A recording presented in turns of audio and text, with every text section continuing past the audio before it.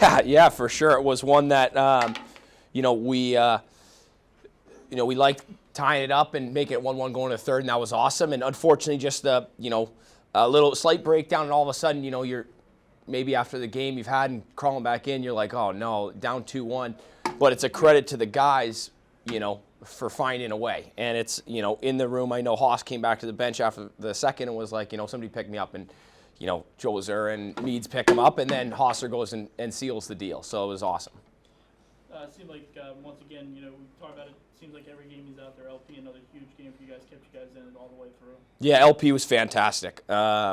He made some unbelievable saves. The first goal was an absolute laser by Hawkins. He can shoot a hockey puck. And then the second one, a little breakdown, he has to take a breakaway. But other than that, he made some unbelievable saves to keep us in it, and that's why he's our guy. It seemed as the game went along, you guys, came in spurts, but it would seem like every so often you guys would get a jolt of energy and just start playing, really controlling the game. And it seemed like that was the point in the third period right there where you got the 2 goals.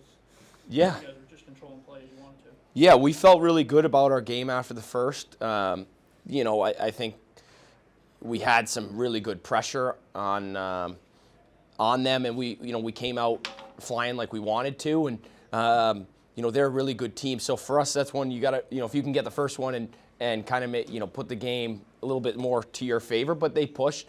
They had some really good looks, and for us, it was one of those that was just a kind of stick with it, and eventually it's got to crack for us. And I know obviously every game is important at this point, but heading into Wednesday, I mean, how can you talk about the importance of how that game?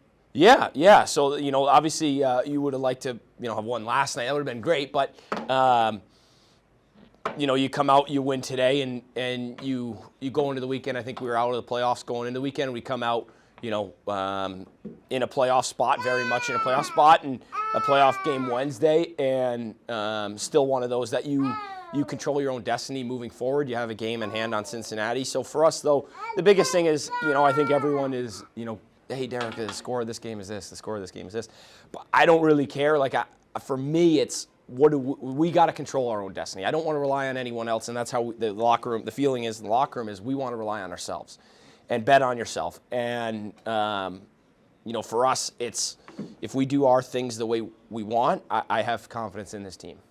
How exciting is it in that locker room right now to have this feeling? Yeah, it's awesome. That certainly had a playoff-type feel, and, I talked about beforehand, who's going to be the hero, and, I think a lot of guys stepped up, to be honest, and proud of a lot of guys in that room, and it was great to see for sure. Being the division leader, that's always a huge pick-me-up, but with a team like Toledo, we haven't beaten in a season series since, I think DJ said, like 13, 14 or something back that long ago. Yeah. How big is it to actually win the season series against the division champion and everything else? Yeah, well, it's huge. I mean, they're obviously, a perennial power in the league, and for us, I think back to when I was here, and we had some really good teams, and they've always been a thorn in the Nailers' side, and they're a really good hockey team, and it's one, as we look to stack ourselves up against teams and moving forward, there's, with the season series with Reading was a good series for us. This was a good series, so we have a really good hockey team, and that's what was stressed even when we were struggling, was we're a great hockey team, and it shows in this. And obviously Toledo's a really, really good organization and team, and it was just one for us. It feels nice to have that. I guess it's like Michigan beating Ohio State or something like that. What? I didn't say anything, but hey, that's I guess the feel it has. Yes, that was funny, wasn't it, buddy? As you move towards Kalamazoo, how big is rest going to be over the next 2 days to getting to Wednesday? Yeah, rest is huge down the stretch here. A lot of guys are relied on a lot of minutes. We're fortunate enough to have great D depth.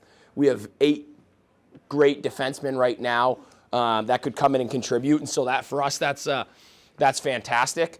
And that's good, but we've been stressing rest all along. We've taken our days off, and now it'll be important. We've had the travel was insane, and now take some time to just relax and get ready for this stretch. Hampton and Hossinger both had huge games for you guys today, along with a couple others, but those two were really contributing. Hampton getting up and down the ice, being one of the first back on the back check, but he's also one of the first ones down on forechecking, and Hossinger just bringing that element he always brings. Yeah, talking about those two guys, Haas is an all guts type guy. He's going to give you every ounce of him. He's been banged up, and he gives you everything, so that's fantastic.